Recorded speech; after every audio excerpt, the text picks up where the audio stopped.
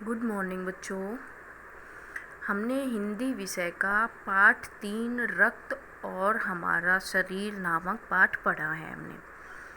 उस पाठ को हमने अच्छे से समझा भी है और हमने जाना भी है कि उस पाठ में रक्त के बारे में क्या क्या विशेषताएं बताई गई हैं, क्या क्या उसकी कमियां बताई गई हैं, किस प्रकार से हमारे शरीर में रक्त की कमी हो जाने से नुकसान होता है।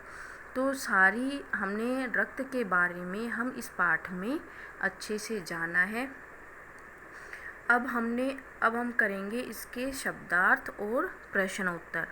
आज की कक्षा में आज हम शब्दार्थ और इसके प्रश्न उत्तर करेंगे। तो सबसे पहले हम शब्दार्थ शुरू करते हैं। स्लाइड।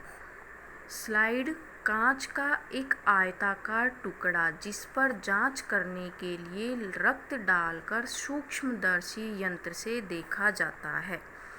स्लाइड का अर्थ बताया गया है कि कांच का एक आयताकार टुकड़ा जिस पर जांच करने के लिए रक्त डालकर सूक्ष्मदर्शी यंत्र से देखा जाता है। सूक्ष्मदर्शी यंत्र जिसमें बहुत छोटी चीज़ को बड़े स्वरूप में देखा जा सकता है। सूक्ष्मदर्शी किसे कहते हैं? वह यंत्र जिसमें बहुत छोटी चीज़ को बड़े स्वरूप में देखा जा सकता है। एनीमिया खून की कमी से शरीर में होने वाली एक बीमारी का नाम है एनीमिया। एनीमिया किसका नाम है? शरीर में खून की कमी से होने वाली एक बीमारी का नाम है एनीमिया। भानुमति का पिटारा। भानुमति का पिटारा वह चीज़ जिसमें तरह तरह की वस्तुएं मौजूद हैं। वह चीज़ जिसमें तरह तरह की वस्तुएं मौजूद हों। जीवन काल आयु। जीवन काल किसे कहते हैं? आयु। आवश्यकतानुसार जितनी ज़रूरत हो, व्यक्ति को जितनी ज़रूरत हो आवश्यकता के अनुसार हम चीज़ें लेते हैं। रोगाणु ऐसे छोटे जीव जिनसे रोग आता है। रोगाणु किसे कहते हैं? ऐसे छोटे जीव जिनसे रोग आता है। रक्त वाहिका रक्त ले जाने वाली धमनी अर्थात नसें। लाभप्रद फायदेमंद। लाभप्रद किसे कहते हैं? फायदेमंद। आपात स्थिति। आपात स्थिति मीन्स अचानक आई दुख की स्थिति अर्थात अचानक से कोई घटना घटित होनी। आपात स्थिति अचानक से कोई घटित हुई घटना। नियमित नियम के अनुसार। पीठ ठोकना। पीठ ठोकना शाबाशी देना अर्थात पीठ थपथपाना। हमने ये शब्दार्थ कॉपी में भी करने थे जो मैंने आपको कल की वीडियो में भी बताया था। अब हम करेंगे प्रश्न उत्तर। प्रश्न उत्तर। पहला प्रश्न है सही विकल्प पर सही का निशान लगाइए। पहला प्रश्न है सही विकल्प पर अर्थात बहुविकल्पनात्मक प्रश्न है। क्या है? Objective questions answer. Objective question में ऑप्शन दिए हुए होते हैं और हमें उनमें का चयन करके मतलब उनको उनमें से छांट कर उनके आंसर बताने होते हैं। अब है इसमें पहला रक्त और हमारा शरीर निबंध के लेखक हैं। रक्त और हमारा शरीर निबंध के लेखक कौन है? शिव प्रसाद, भगवती प्रसाद वाजपेयी और डॉक्टर यतीश अग्रवाल। इसमें क्या बताते? 3 ऑप्शन दिए हुए होते हैं, उनमें से हमें एक छांट कर जो सही उत्तर है उसका चयन करना होता है। तो शिव प्रसाद सिंह नहीं है, भगवती प्रसाद वाजपेयी भी नहीं है और कौन है? डॉक्टर यतीश अग्रवाल। कौन है? डॉक्टर यतीश अग्रवाल। तो इसका सही उत्तर क्या हुआ? डॉक्टर यतीश अग्रवाल रक्त और हमारा शरीर नामक निबंध के लेखक हैं। अब दूसरा प्रश्न है डॉक्टर ने इलाज से पहले कराना चाहा। डॉक्टर ने इलाज से पहले क्या कराना चाहा था? एक्सरे, अल्ट्रासाउंड और खून की जांच। क्या करवाया था? खून की जांच। डॉक्टर ने इलाज से पहले खून की जांच करवानी चाहिए थी। स्लाइड की जांच की गई है दूरदर्शी के से, कंप्यूटर से, सूक्ष्मदर्शी से। किससे की गई थी? दूरदर्शी से नहीं, कंप्यूटर से नहीं, तो इसका सही उत्तर क्या हुआ? सूक्ष्मदर्शी से। अब है हमारा चौथा प्रश्न, रक्त के तरल भाग को कहते हैं। रक्त के तरल भाग को क्या कहते हैं? बिंबाणु, लाल रक्त कण और प्लाज्मा। क्या कहा गया था? डॉक्टर दीदी ने जब अनिल को अच्छे से समझाया था कि रक्त के तरल भाग को क्या कहा जाता है, बिंबाणु कहा जाता है? नहीं। लाल रक्त कण कहा जाता है? नहीं। तो क्या कहा जाता है? प्लाज्मा। तो इसका सही उत्तर क्या हुआ? प्लाज्मा। अब हमने ये ऑब्जेक्टिव क्वेश्चंस सही विकल्प वाले प्रश्न कर लिए हैं, इनको कॉपी में करने हैं। अब हमारा दूसरा प्रश्न है, अब नीचे लिखे गद्यांश को पढ़कर दिए गए प्रश्नों के उत्तर दीजिए। अर्थात जो हम एक गद्यांश होता है, अपठित गद्यांश होता है और एक पठित गद्यांश। अपठित गद्यांश मीन्स जो हमने कभी पढ़ा नहीं हो, और पठित गद्यांश होता है जो हमारा पढ़ा हुआ हो, जो हमारे पाठ में से लिया गया हो। उस पैराग्राफ को पढ़कर सही उत्तर चयन करना, जो उसमें प्रश्न आए हैं उनके प्रश्नों का सही उत्तर चयन करना।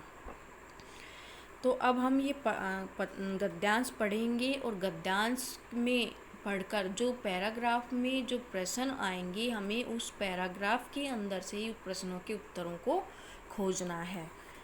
आइए अब हम गद्यांश को पढ़ना शुरू करते हैं। दीदी बोली, हाँ यह कहना काफ़ी हद तक सही होगा। यूँ तो एनीमिया बहुत से कारणों से हो सकता है, किंतु हमारे देश में इसका सबसे बड़ा कारण पौष्टिक आहार की कमी है। इसके अलावा इस रोग का एक और बड़ा कारण है पेट में कीड़ों का हो जाना।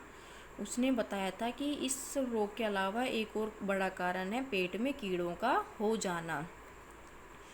ये कीड़े प्राय दूषित जल और खाद्य पदार्थों द्वारा हमारे शरीर में प्रवेश करते हैं। अतः इनसे बचने के लिए यह आवश्यक है कि हम पूरी सफाई से बनाए गए खाद्य पदार्थों को ही ग्रहण करें। भोजन करने से पूर्व अच्छी तरह से हाथ धो लें और साफ पानी ही पिएं।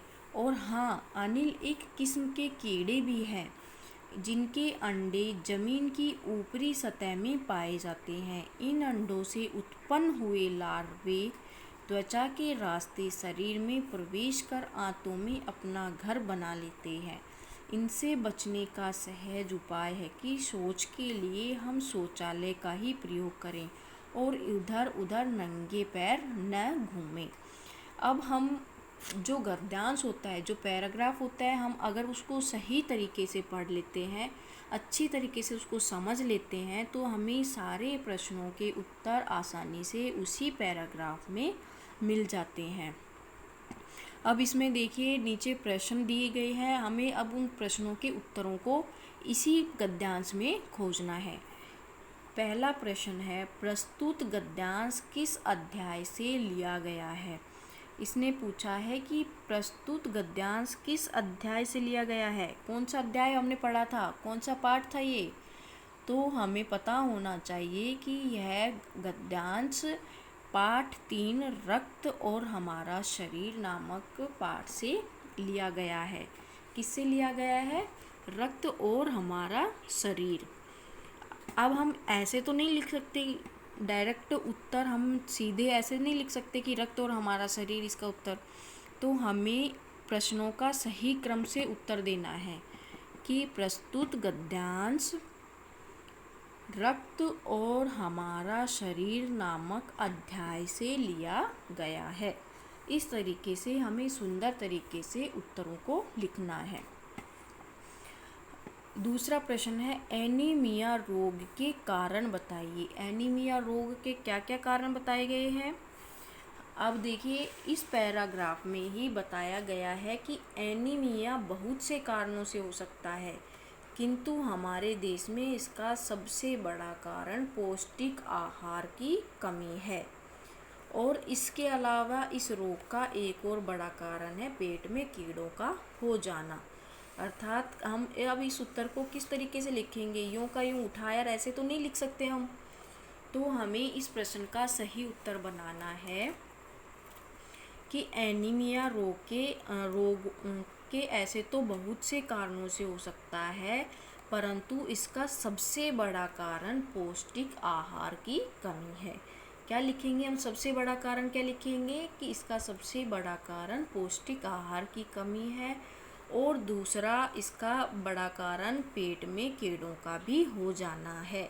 यही एनीमिया रोग के मुख्य कारण है।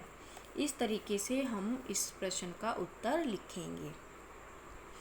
अब तीसरा प्रश्न है हमारा, एनीमिया रोग से कैसे बचा जा सकता है। अब उसने तीसरा प्रश्न किया कि हम एनीमिया रोग से कैसे बच सकते हैं। अब हमने यहाँ पढ़ा था कि इनसे बचने के लिए यह आवश्यक है कि हम पूरी सफाई से बनाए गए खाद्य पदार्थ ही ग्रहण करें और भोजन करने से पूर्व अच्छी तरह से हाथ धो लें और साफ पानी ही पिएं। ये क्या पढ़ा था हमने, बचाव के कारण, एनीमिया रोग से बचने के कारण पढ़े थे हमने। तो अब हम कैसे लिखेंगे, एनीमिया रोग से बचने के लिए हमें पूरी सफाई से बनाए गए खाद्य पदार्थ को ही ग्रहण करें और भोजन करने से पूर्व अच्छी तरह से हाथ धो लें और साफ पानी ही पिएं। अब चौथा प्रश्न है, आंतों में अपना घर कौन और कैसे बना लेते हैं। अपना इस पैराग्राफ का अंतिम क्वेश्चन है, अंतिम प्रश्न है कि आंतों में अपना घर कौन और कैसे बना लेते हैं। अब हमने यहाँ पढ़ा था कि इन अंडों से उत्पन्न हुए लार्वे त्वचा के रास्ते शरीर में प्रवेश कर आंतों में अपना घर बना लेते हैं। अब हम डायरेक्ट ऐसे तो नहीं लिख सकते कि इन अंडों से उत्पन्न हुए लार्वे, कौन से अंडे से, हमें पता होना चाहिए कि किस अंडे से किस तरीके से आंतों में अपना घर बना लेते हैं। तो हम इस तरीके से जानेंगे कि एक किस्म के कीड़े भी होते हैं, एक किस्म के कीड़े भी होते हैं जिनके अंडे ज़मीन की ऊपरी सतह पर पाए जाते हैं, और उन्हीं अंडों से उत्पन्न, हम यहाँ इस उत्तर में इस तरीके से नहीं लिखें इन अंडों से, उन्हीं अंडों से उत्पन्न हुए लार्वे त्वचा के रास्ते शरीर में प्रवेश कर आंतों में अपना घर बना लेते हैं। इस प्रकार हमें इन प्रश्नों के उत्तर सुंदर तरीके से लिखना है और सुंदर लेख में हमें कार्य करना है। आज का हमारा गृह कार्य है प्रश्न 1 और प्रश्न 2। अब हमें यह गद्यांश पूरा कॉपी में नहीं लिखना है, सिर्फ इसके प्रश्न लिखने हैं। ऊपर हमें हेडिंग डालनी है कि नीचे लिखे गद्यांश को पढ़कर दिए गए प्रश्नों के उत्तर दीजिए, और फिर उसके प्रश्न लिखकर और प्रश्नों के सही उत्तर हमें कॉपी में करना है। और यह कार्य हमें सुंदर लेख में और सुंदर तरीके से ही करना है।